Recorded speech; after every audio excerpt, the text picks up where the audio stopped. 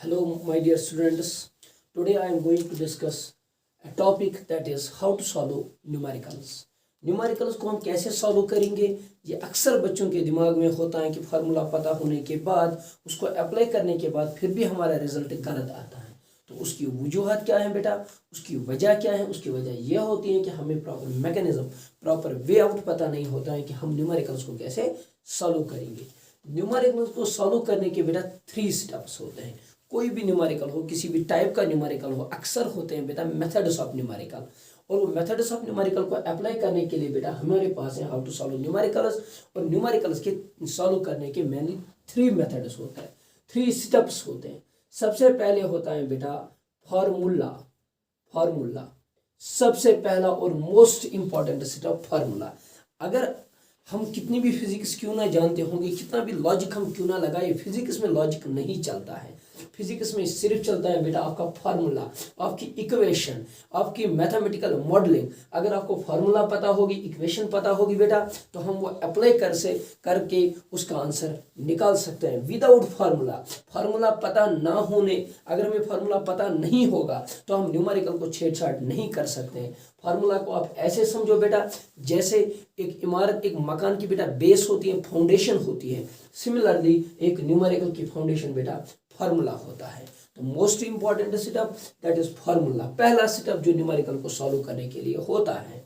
और दूसरा स्टेप, इसको हम डिटेल डिस्कस करेंगे, इस स्टेप को हम अभी डिस्कस करेंगे बेटा डिटेल में। दूसरा है बेटा कन्वर्शन। कन्वर्शन सर कन्वर्शन क्या होता है? सर कन्वर्शन क्या होता है? कन्वर्शन हम अभी देखेंगे बेटा। जब हम एक सिस्टम ऑफ यूनिट से दूसरे सिस्टम ऑफ यूनिट्स में बेटा कन्वर्ट करते हैं, जैसे कि फिजिक्स का रेंज हम इलेक्ट्रॉन से बेटा डिस्कस करते हैं, और mass of this universe that is 10⁻⁵ तक डिस्कस करते हैं केजी। और वहां पे कितना होता है 9.11 × 10⁻³ केजी से हम डिस्कस करते हैं। तो ये जो रेंज होता है, इस रेंज में बहुत सारी चीज़ों का मेजरमेंट आता है, बहुत सारी चीज़ों की कैलकुलेशंस आती हैं, उनको कन्वर्ट करना पड़ता है हमें। हमारा जो मॉडर्न सिस्टम ऑफ यूनिट चल रहा है, हमारा जो करंट सिस्टम ऑफ यूनिट चल रहा है, जिसको हम एसआई सिस्टम बेटा बोलते हैं, उसमें हमको कन्वर्ट करना पड़ता है। तो वो कन्वर्शन कैसे करेंगे, वो कन्वर्ट कैसे होगा, वो हम बेटा आगे देखेंगे। और थर्ड एंड लास्ट स्टेप जो हमारे पास है that is calculation. That is calculation. तो कुल मिला के हमारे पास 3 स्टेप्स आए। पहला स्टेप फार्मूला, दूसरा बेटा कन्वर्शन एंड तीसरा कैलकुलेशन। तो ये तीनों स्टेप्स हम एक एक अलग अलग से डिस्कस करेंगे। तो पहला स्टेप जो मैंने यहाँ पे फार्मूला आप लोगों को बताया बेटा, फार्मूला को क्या करना है, हम जब फिजिक्स बेटा स्टार्ट करते हैं पहले चैप्टर से, फिजिकल वर्ल्ड से या मैथमेटिकल टूल्स को ही पहले पढ़ाता है, और लास्ट चैप्टर जो 12th के एंड में बेटा आता है दैट इज कम्युनिकेशन सिस्टम। वहां से लेके वहां तक हमारे पास बहुत सारे फार्मूले आते हैं बेटा फिजिक्स में, बहुत सारे। Q = NU से स्टार्ट होते हैं, फिर देखो आगे कितने फार्मूलेज बेटा आते हैं। तो वो सारे फार्मूले हम कैसे याद रखेंगे, क्योंकि नीट में सिर्फ हमें 11th का नहीं पूछा जाता है, 12th का सिर्फ अलग से नहीं पूछा जाता है, बल्कि 11th + 12th दोनों मिला के हमें पूछा जाता है। अगर दोनों मिला के पूछे जाते हैं तो हमें हर एक का फार्मूला रटा हुआ होना चाहिए, पता होना चाहिए। अगर पता होना चाहिए बेटा, फार्मूले को हम कैसे याद रखेंगे, पहले हम इस फार्मूले को बेटा डिस्कस करेंगे। इस फार्मूले को डिस्कस करेंगे। फार्मूले को याद रखने के बहुत सारे तरीके हैं। या तो बेटा आप रट लो, अच्छे से समझ लो फार्मूले को, उसको जुबानी याद करो। उसको जुबानी याद करो। कैसे याद करोगे बेटा? रिपीट करो, कंटिन्यूअसली फार्मूले को रिपीट करो। जितना आप रिपीट करोगे, जितनी रिपीटेशन ज्यादा होगी, उतना बेटा आपको ये चीज याद होगी। कुछ बच्चे ऐसे भी कह रहे हैं हमारी मेमोरी वीक है, हमें फार्मूले याद नहीं होते हैं, हमें फिजिक्स के कॉन्सेप्ट्स याद नहीं होते हैं, केमिस्ट्री की इक्वेशंस याद नहीं होती है, हमारी मेमोरी वीक है। मेमोरी में गड़बड़ नहीं होता है। क्यों नहीं गड़बड़ होता है? क्योंकि अगर मेमोरी में गड़बड़ होता है जब हमें गाने याद रहते हैं, जब हमें किसी का कोई फ़ोन नंबर याद रहता है, जब हमें कहीं पे जाना होता है बेटा, हमें वो एड्रेस याद रहता है, जब ये सारी चीज़ें हमें याद रहती हैं तो ये फार्मूले क्यों नहीं याद रहेंगे? क्योंकि बेटा ये इंटरेस्ट की बात होती है। वहाँ पे गानों में हमें इंटरेस्ट है, उस फ़ोन नंबर में इंटरेस्ट होता है, वहाँ जाने में उस एड्रेस में हमें इंटरेस्ट होता है, तो हमारा रोल नंबर जो एग्जामिनेशन का होता है उसमें इंटरेस्ट होता है। तो वो सारी चीज़ें हमें ऐसे याद होती हैं। ऐसे ही बेटा इंटरेस्ट जगाओ फिजिक्स में, केमिस्ट्री में, बायोलॉजी में, और हर एक फार्मूले को याद कर लो, रिपीट कर लो कंटिन्यूअसली, ताकि ये याद हो जाए। अगर फिर भी आपको लग रहा है कि बहुत सारे फार्मूले हम कैसे याद रखेंगे बेटा, चैप्टर को बेटा डिवाइड करो 3 पार्ट्स, 2 पार्ट्स। 5 पार्ट्स बड़ा चैप्टर है। इलेक्ट्रोस्टैटिक्स अलग अलग से बेटा डिफरेंशिएट करो, फिर हर एक पार्ट के अलग अलग बेटा फार्मूले याद रखो, फिर अलग अलग से उनको रट लो, एक अलग से एक चार्ट बना लो उनका, वैसे भी आपको याद रहेगा। आपको कैसे फार्मूले याद रखने, जैसे आपको ठीक लगेगा वैसे याद रखो, या कोई कोई अपने नाम पे भी याद रख सकता है। जैसे कि मैं कहूँगा बेटा my name is Firdaus Ahmad Malik, तो ये बन गया Newton second law, force is equal to mass into acceleration. कोई बताएगा आपको फिजिक्स कौन पढ़ा रहा है, हम कहेंगे कोई फिरदौस अहमद पढ़ा रहा है, तो ये बन गया बेटा प्रेशर। कोई शक बेटा, कोई बोलेगा फ्लक्स किसके बराबर, आप बोलोगे engineer Malik Firdaus is equal to d5/dt।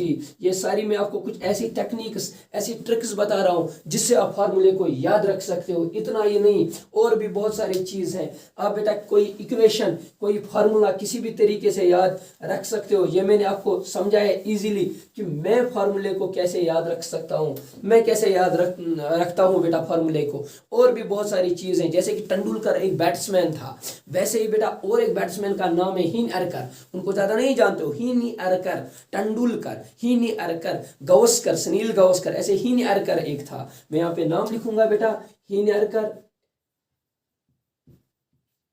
Tendulkar का मान लो भाई, उसका नाम हीन अरकर है। इन्होंने एक मैच खेला, उसमें बनाए बेटा 10 रन। कितने बनाए? 10 रन। हीन अरकर ने कितने मैच खेले? एक। और कितने रन बनाए? 10 रन बनाए। इससे हमारे नोबल गैस की जो कॉन्फ़िगरेशन है वो याद हो गई बेटा। कैसे? ये बन गया helium, neon, argon, krypton, xenon and radon. अगर आपको हीन अरकर ने 10 रन बनाए याद रहा, तो नोबल गैसेस की जो कॉन्फ़िगरेशन है ये सारी की सारी हमें याद हो गई। कहने की बात ये थी कि इस फॉर्मूले को हम कैसे याद रखेंगे। और भी बहुत सारी चीजें बेटा, और भी बहुत सारे, जैसे हम टार्क पढ़ते हैं, एक मैग्नेटिक फील्ड में कितना टार्क प्रोड्यूस होता है जब हम उसमें करंट, हम लिखते हैं टार्क इज इक्वल टू बेटा नाइब, नाइब तहसीलदार होता है ना बेटा, नाइब साइन थीटा।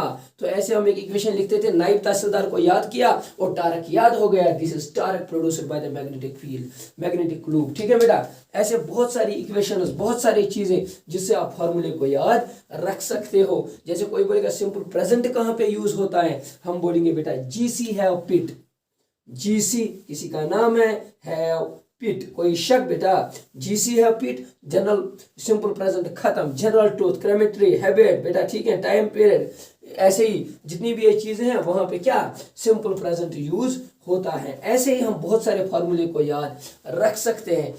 जब दूसरा चैप्टर हम बेटा पढ़ते हैं उसको बोलते हैं प्रोजेक्टाइल। दूसरे चैप्टर का, तीसरे चैप्टर का एक पार्ट होता है 2D मोशन में, उसको बोलते हैं प्रोजेक्टाइल मोशन। प्रोजेक्टाइल मोशन में हम बोलते हैं अ बॉल इज थ्रोन, उसको थ्रो करते हैं बेटा, वो कहीं दूर पहुंच के ग्राउंड से टकराती है, ग्राउंड से टकराती है, जिस एंगल से आपने थ्रो किया इसको बोलते हैं एंगल ऑफ प्रोजेक्शन। आगे जाके हम देखेंगे बेटा, इसको बोलते हैं एंगल ऑफ प्रोजेक्शन। जितनी दूर ये चली गई, जितनी दूर ये चली गई, इसको हम बोलते हैं रेंज। क्या बोलते हैं बेटा? रेंज मतलब कितनी दूर चली गई। अफरीदी ने छक्का मारा, कितना दूर चला गया, वो कहलाता है उसका रेंज। और कितना ऊपर ये छक्का चला गया बेटा, उसकी हाइट क्या हो गई, उसको बोलते हैं मैक्सिमम हाइट।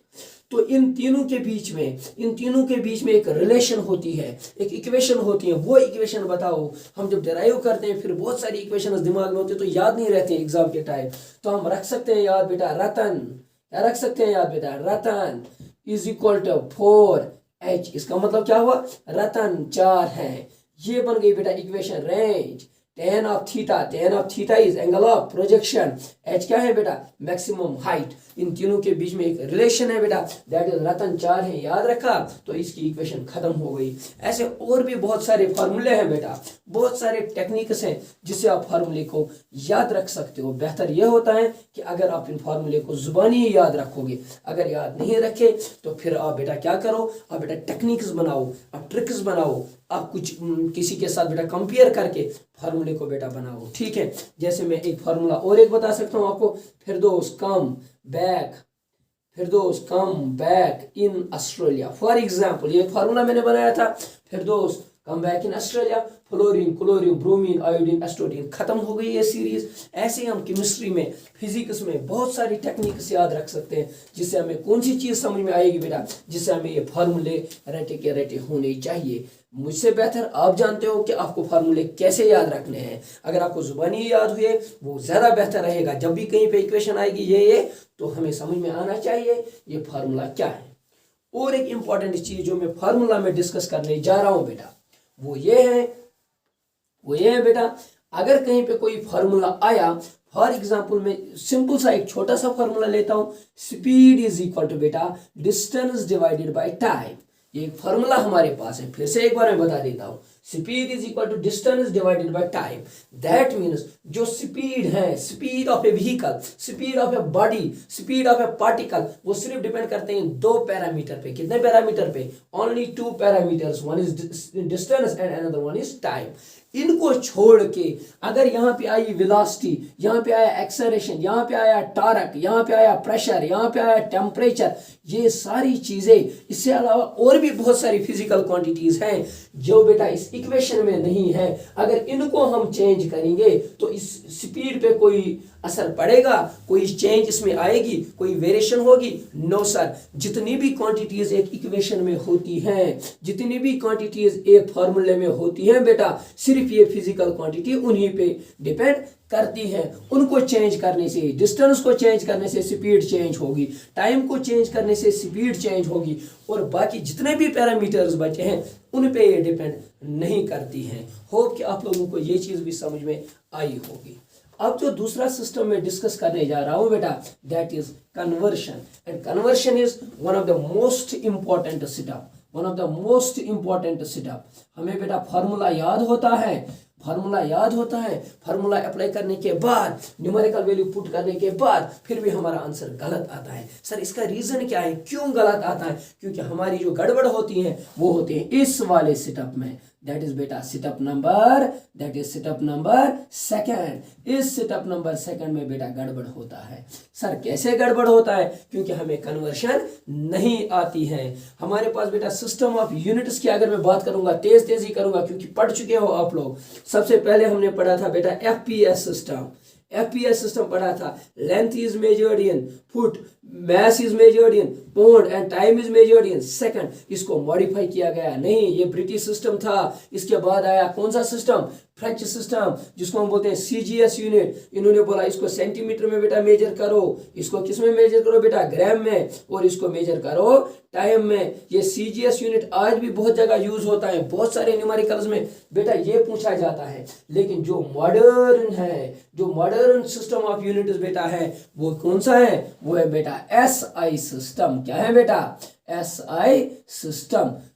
तो ये आजकल चलता है। अगर हमें कहीं पे बेटा सीजीएस यूनिट में दिया गया होगा, एमकेएस सिस्टम में दिया गया होगा, एफपीएस सिस्टम में दिया गया होगा, इन सारे यूनिट्स को उठा के मुझे कन्वर्ट करना है, मुझे कन्वर्शन करना है किस वाले सिस्टम में? एसआई सिस्टम में। जब तक मैं ये कन्वर्शन नहीं करूंगा एसआई सिस्टम में, तब तक मैं जो न्यूमेरिकल कर रहा हूं वो 100% इनकरेक्ट है बेटा। सबसे पहले मुझे इनको कन्वर्ट करना ही करना है। बात समझ में आ रही है? तो वो कन्वर्शन कैसे करेंगे वो मैं आप लोगों को बताऊंगा। तो यहां पे आप ध्यान दें बेटा, आप लोग यहां पे देखें अच्छे से। कन्वर्शन, कन्वर्शन के लिए मैं आपको बताऊंगा, फिजिक्स की जब हम स्टडी करते हैं, हम माइक्रोस्कोपिक लेवल से स्टार्ट करते हैं और मैक्रोस्कोपिक लेवल तक जाते हैं। दैट मीन्स हम मास ऑफ इलेक्ट्रॉन से स्टार्ट करते हैं। मास ऑफ इलेक्ट्रॉन बताइए 9.11 इंटू 10⁻⁻31 kg से हम पढ़ना स्टार्ट करते हैं और खत्म कहां पे करते हैं? Mass of visible universe that is equal to बेटा 10⁻55 kg। तो ये जो रेंज मेरे पास आया, इतना बड़ा रेंज, 10⁻13 से स्टार्ट 10⁻55 तक खत्म मैं कर रहा हूं, तो ये बहुत बड़ा रेंज आ गया। तो इसके बीच में मुझे बहुत सारे और पार्टिकल्स मिलते हैं, जैसे प्रोटॉन मिलता है, जैसे एंगस्ट्रॉम मिलता है, जैसे साइज ऑफ न्यूक्लियस एंगस्ट्रॉम्स में होता है, फर्मी में होता है, जैसे जो पॉलीथीन होते हैं उनकी थिकनेस होती है माइक्रोन में, माइक्रोमीटर में। तो मुझे ये सारी चीजें पता होनी चाहिए। जब मुझे micrometer is not SI unit of what length, ऐसा यूनिट ऑफ लेंथ इज बेटा मीटर, तो ये माइक्रो किस पे स्टैंड करता है, ये माइक्रो होता क्या है, ये अब हमें पढ़ना है। ये जो रेंज है इनके बीच में जितनी भी मेजरमेंट्स आती हैं उनको हम ऐसा यूनिट में कैसे कन्वर्ट करेंगे और किसका प्रीफिक्स क्या होता है बेटा, वो हम आज जानेंगे। तो अब हम देखेंगे बेटा कन्वर्शन के लिए सबसे पहले प्रीफिक्सेस। तो नोट डाउन बेटा, conversion one of the most important topic. Formula मैंने आप लोगों को बताया बेटा। अब हम जानेंगे बेटा प्रीफिक्सेस।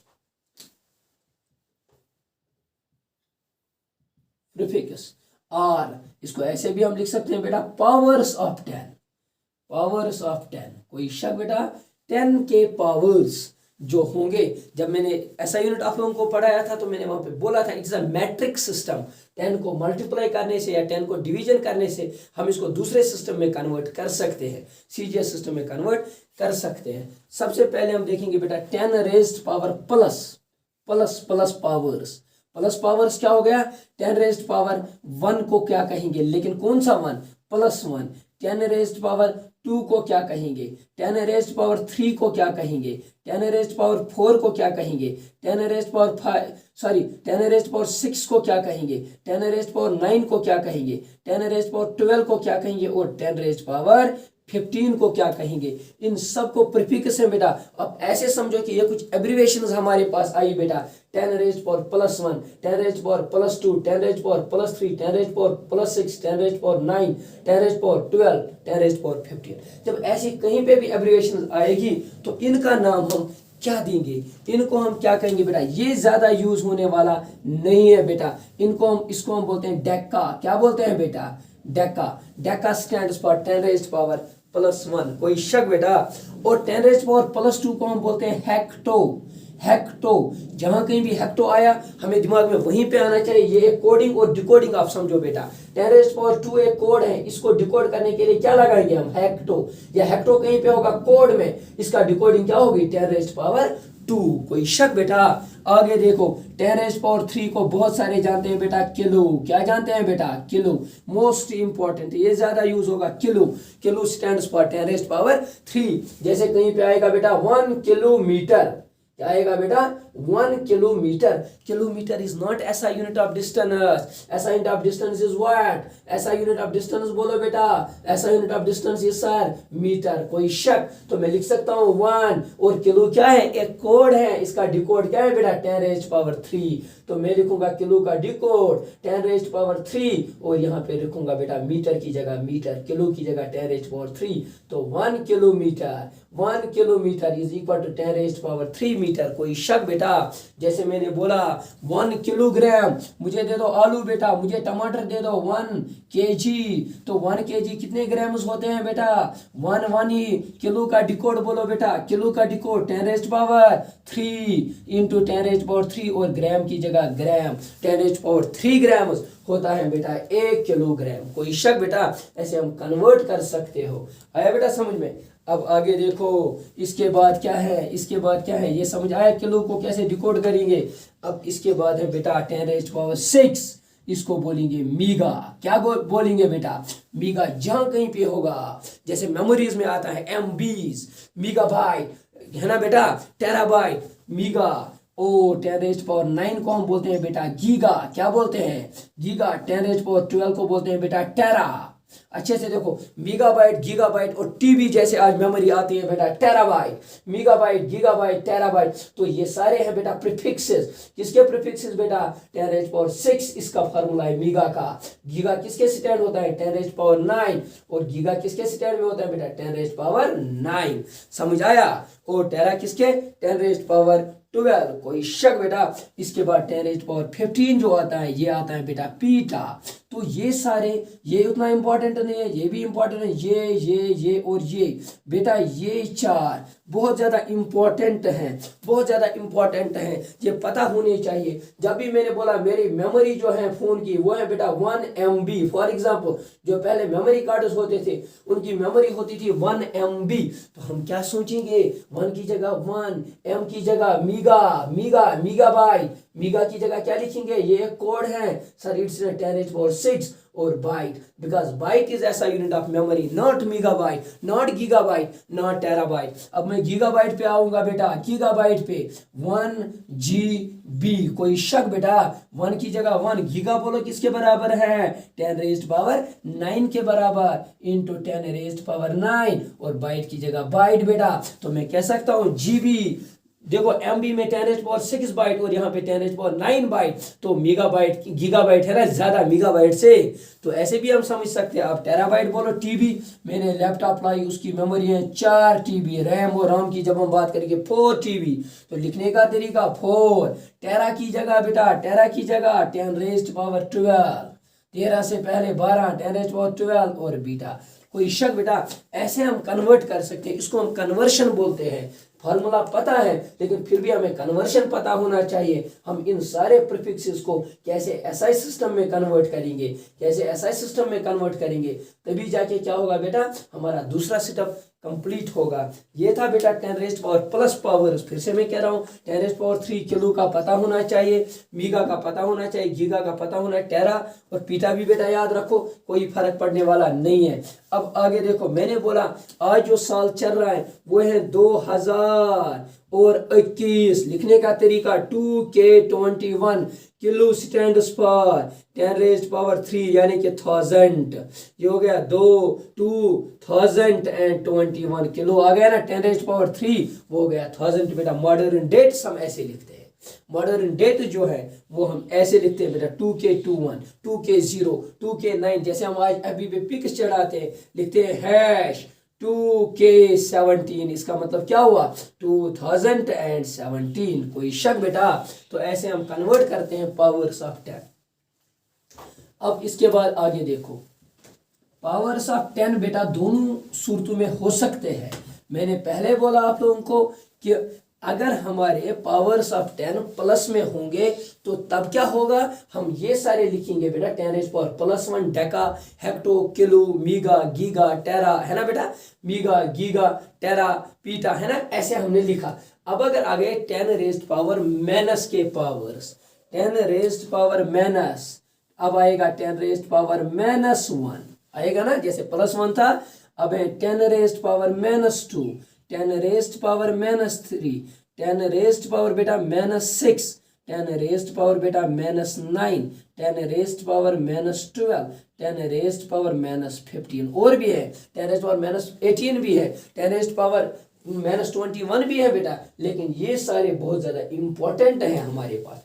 अगर कहीं पे भी लिखा होगा बेटा 10 रेज़्ड पावर -1, ये जो प्रीफिक्स है इसका मतलब क्या हो गया 10 रेज़्ड पावर -1 का, डेसी। जैसे हम डेसीमीटर बोलते हैं बेटा, वैसे आ गया 10 raised power -1 stands for deci. जैसे हम लिखते हैं बेटा 1/10, हो गया ना डेसिमल प्लेस, 1/10 क्या हो गई, इसको ऊपर लेके आओ, ये बनेगा 0.1, ठीक है। या ऐसे भी लिखो बेटा 1/10 रेज़्ड पावर 1, ये बनेगा 1 × 10 रेज़्ड पावर -1। तो 10 रेज़्ड पावर -1 जब इसे मल्टीप्लाई, ये बनेगा 0.1, तो डेसिमल में आ जाएगा, ठीक है। तो इस प्लेस को ये हम बोलते हैं बेटा डेसी। क्या बोलते हैं, डेसी। अच्छे से देखना, जब भी कहीं पे डेसीमीटर आया, डेसीमीटर आया, ठीक है, डेसी कुछ भी आएगा तो वो 10 रेज़्ड पावर -1 होगा।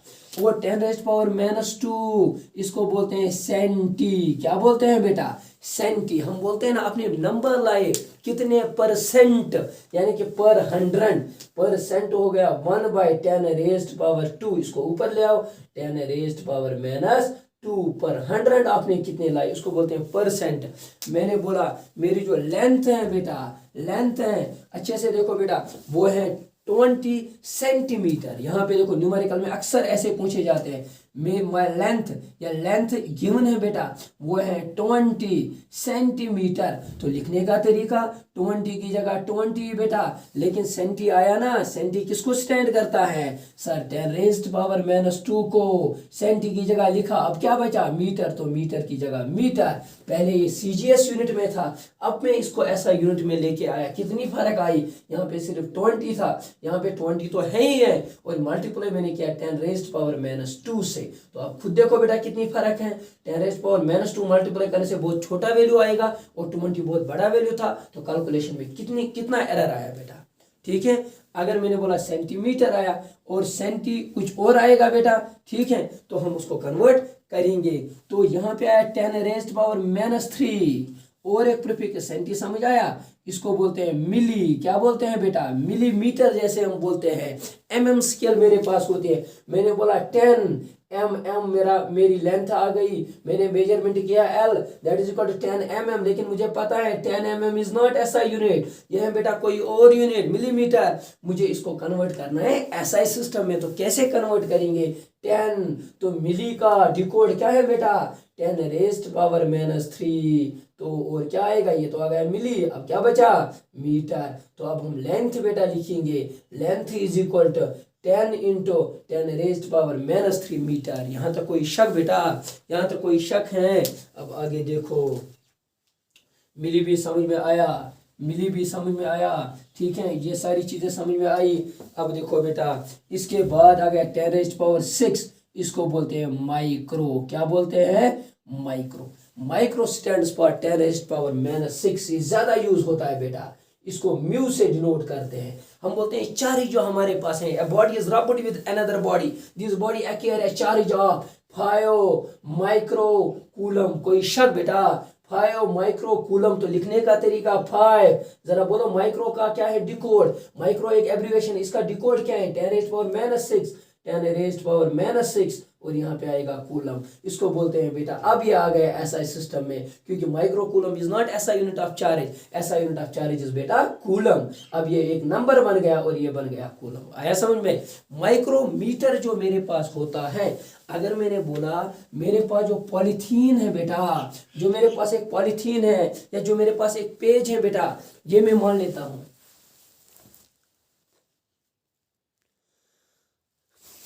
ये मेरे पास एक पेज है बेटा, पेज। इस पेज की जो थिकनेस होती है, थिकनेस जो इस पेज की होती है, वो मैंने बोली for example that is equal to बेटा 5 मिलीमीटर, 5 मिलीमीटर, ऐसे मैंने लिखा।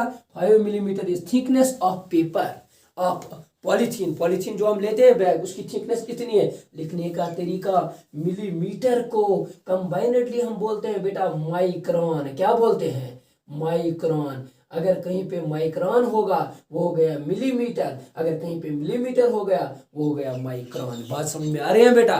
तो लिखने का तरीका, अगर मैंने बोला गवर्नमेंट ने बैन की 7 माइक्रोन, जितने भी माइक्रोन के 7 माइक्रोन के जितने भी पॉलीथीन थे उनको बैन किया गया। आप क्या समझोगे? आपके दिमाग में क्या आएगा? 7 माइक्रोन स्टैंड्स फॉर व्हाट बेटा? माइक्रोमीटर। कोई शक बेटा? लिखने का तरीका 7 माइक्रो की जगह 10⁻⁻⁶ मीटर, जिनकी थिकनेस इतनी होगी उनको बैन किया गया। अब हम देखेंगे इनसे ज्यादा हम यूज करेंगे, इनसे कम थिकनेस के यूज करेंगे। ये हो गया बेटा micron. Micron stands for micrometre. कोई शक?